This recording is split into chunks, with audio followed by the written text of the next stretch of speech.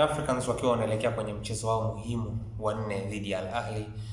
Nataka tujaribu kuangalia kiufundi nini ambacho inawezekana ndani ya masaa 24 mpaka 48 yaliyopita kinaweza kuwa kiuhalisia kabisa kinaendelea kwa mujibu wa kile ambacho mimi nimeweza kukiobserve kutoka kwa Yanga na Ahly, lakini kutokana na uhalisia wa Young Africans na aina ya mpinzani ambao wanakwenda kukutana naye.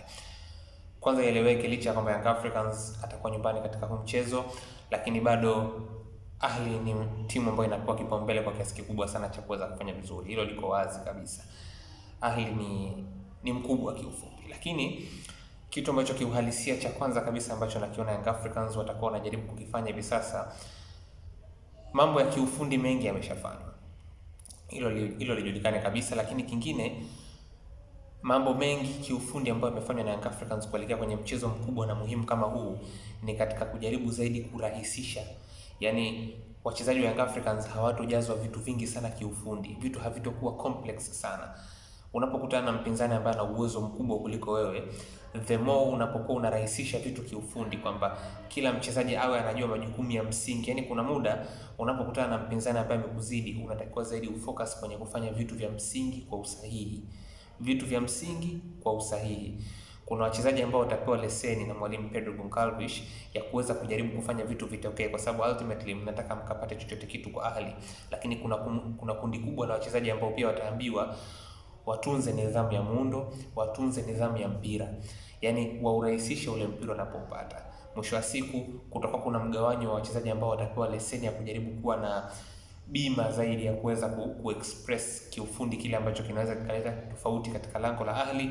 Lakini kuna kundi kubwa la wachezaji wa Young Africans ambao itabidi wawe reserved, wawe conservative wakiwa na mpira, kwa sababu mtu kama Ahly hakufungi kwa sababu amekuzidi wewe juhudi. Mtu kama Ahly huwa anakufunga ama anaweza akapata matokeo anayotaka kutoka kwako pale utakapokuwa una kujichanganya baina yenu.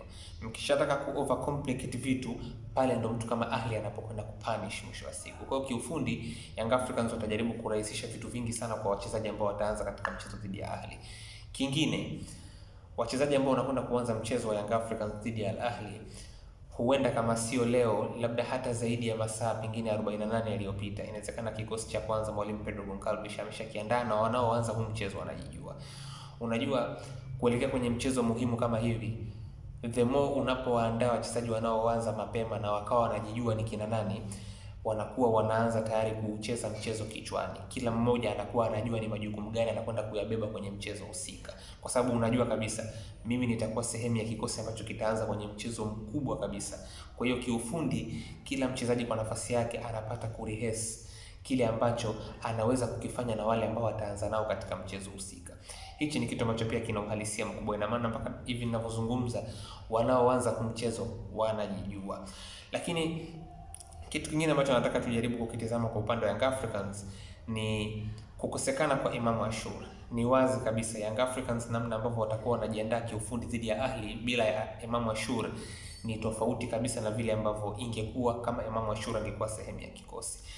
Imam Ashur kuwa sehemu ya kikosi wiki iliyopita katika mji wa Alexandria, kiukweli kabisa ilikuwa inawa limit Young Africans kwenye kufanya high pressing. Yaani Yanga walikuwa wanakuwa wazito kufanya high pressing, hasa Damaro pamoja na Abuya, kwa sababu wakijaribu kwenda kuweka shinikizo karibu na Max Okelo pamoja na Depu, Imam Ashur anakuwa nyuma ya migongo yao tayari kupokea mpira ambao utapigwa kutoka kwa Marwan Atia pamoja na Aliou Dieng. Lakini kuto kuwepo kwa mtu mwenye quality kama ya Imam Ashur, manake kunaweza kuwapa nafasi hata walinzi wakati wakajaribu kubana nafasi itakayokuwa ipo baina yao na wale viungo Young Africans wa chini. Kwa hiyo kunaweza kukaa kuna luxury ya Young Africans kutumia udogo wa kiwanja cha New Amani Complex kujaribu kuweka pressure karibu na lango la Ahly pale watakapokuwa wanajaribu kuanzisha mashambulizi. Lakini kitu kingine ambacho kama utakuwa umejaribu kukizingatia kwenye pitapita zako mitandaoni, Young Africans tangu wamekwenda kuweka kambi Zanzibar, mazoezi yao wanayafanya kwenye jua kali.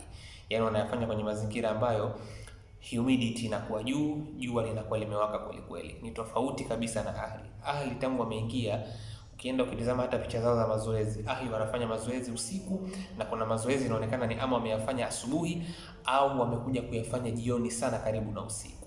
Yaani kiufupi, ule muda wa mchezo ambao unakwenda kuamuliwa katika uwanja wa New Amaan Complex, Ahli kwa kiasi kikubwa sana wameukwepa kwenye mazoezi ambao wamekuwa wakiyafanya.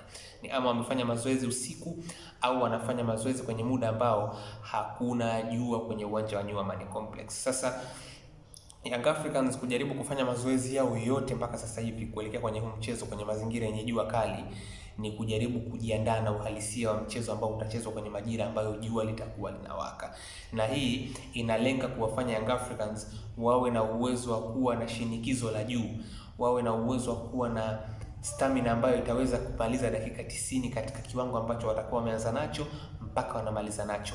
Na tafsiri ambayo inapatikana kutoka kwa Ahli ni kwamba Ahli watachagua nyakati za kuweza kuwajia Yanga na kuna muda ambao watachagua kukaa nyuma ya mpira kwa kiasi kikubwa, kutunza nishati. Wazungu wanasema ku conserve energy. Kwa hiyo ni wazi game plan ya Ahli kwenye namna ambavyo mazoezi yao wamekuwa wakiyafanya ni kwenye kujaribu kuhakikisha kwamba wanachagua nyakati. Hawatotaka kwenda full out kwenye mazingira ambayo ni yenye jua kali na mazingira ambayo ni tofauti na wale ambao wameyazoea.